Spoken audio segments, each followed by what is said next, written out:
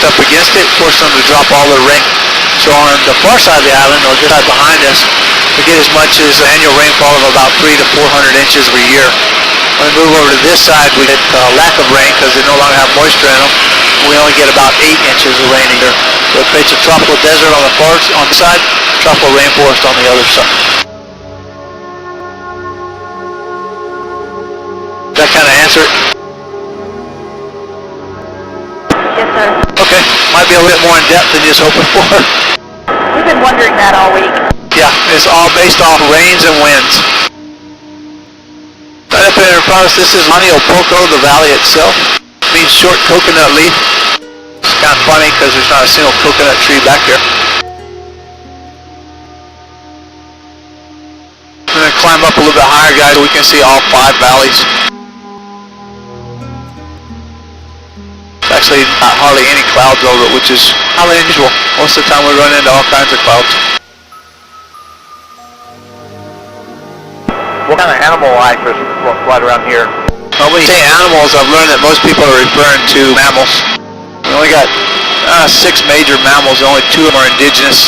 You have the Hawaiian monk seal and the Hawaiian bat, which are from Hawaii itself. The other 4 were actually brought in. The access deer, the goat, the pig, and the mongoose. Then we have, of course, cattle. We have one farm that has elk, some horses, some dogs, some cats, and that's about it. Out to your right is Oluwalu, and then the next one up here is Ukumahami. Out to the left is going to be the Iao Valley.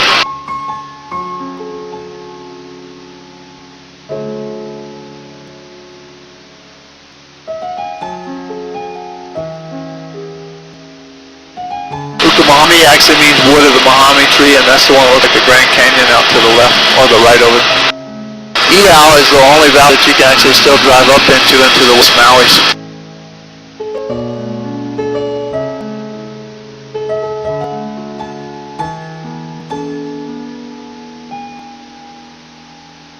You can park right down there in front of us, come out of Kapalua.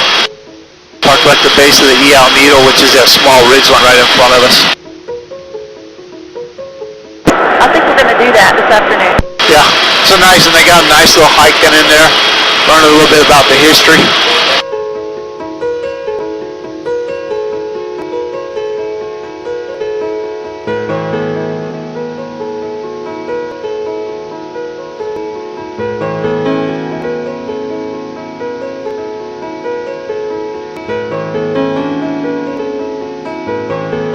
This is the Waikapu Valley right here.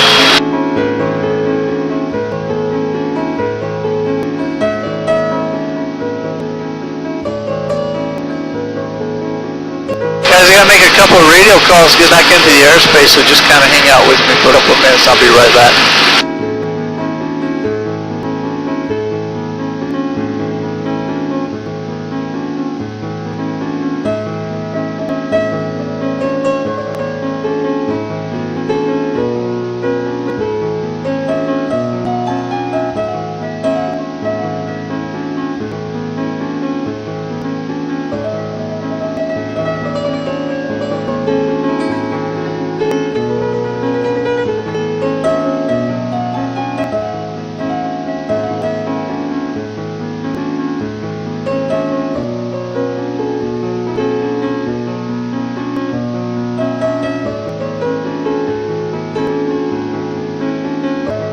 Tilt the aircraft over to the right here in just a second, guys. I don't golf because I don't believe in hitting something and running after it myself. That thought this does to me a lot. The golf course clubhouse we got down there was originally built for not clubhouse, but for actually Marilyn Monroe's home. Fortunately, she never came out here because she had about the coolest house on the entire island.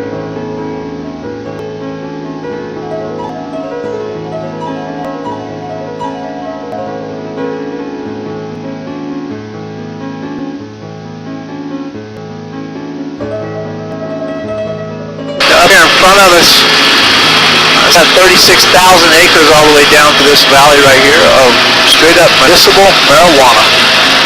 It's the largest legal marijuana farm found in the world. They ship it all over the world to doctors who have special permission from the state and the federal government to prescribe it to patients. Where is it? all this down here, all the green stuff in the valley. It's not legal to use in Hawaii.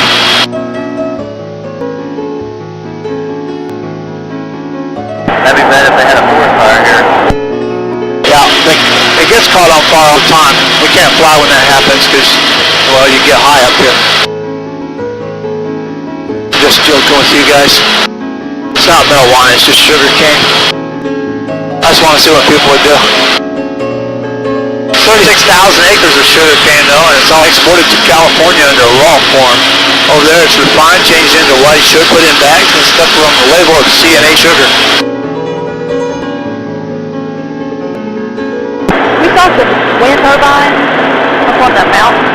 Do they produce a lot of electricity or not? Nope. There's 34 up there and 8 more on the other side of Haleakala that are 15 to 30% larger than these 34 over here. They only produce 19% of the electricity used on Maui. The rest of our electricity is used by fossil.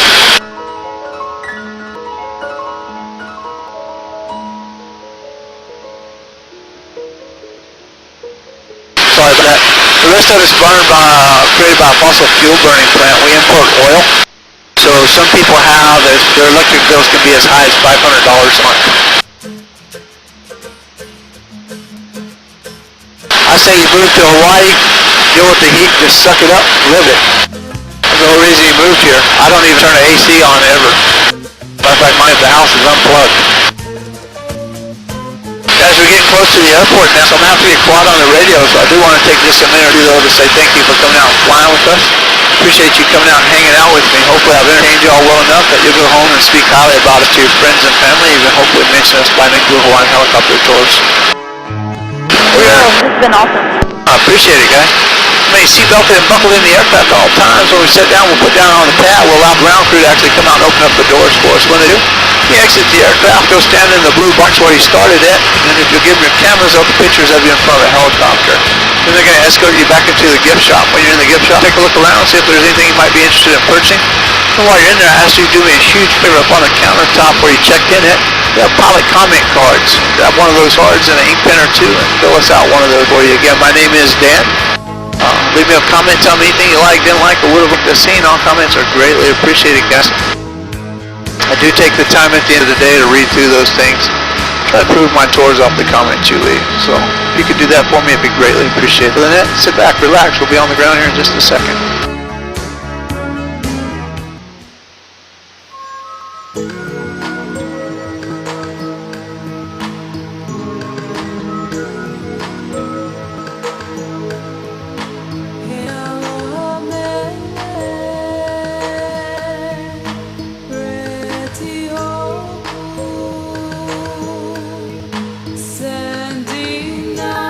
Now the hard part, I gotta figure out how to win this thing. Whew.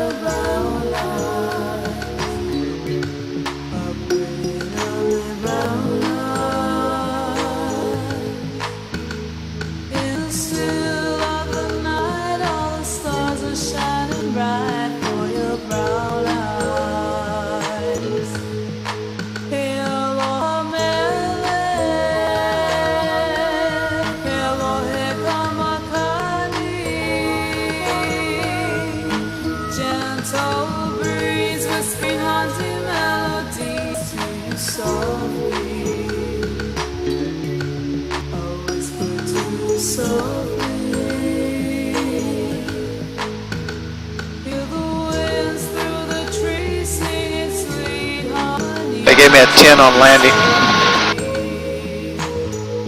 Alright, everybody do okay? Oh yeah. Outstanding, guy. Yeah, thanks very much.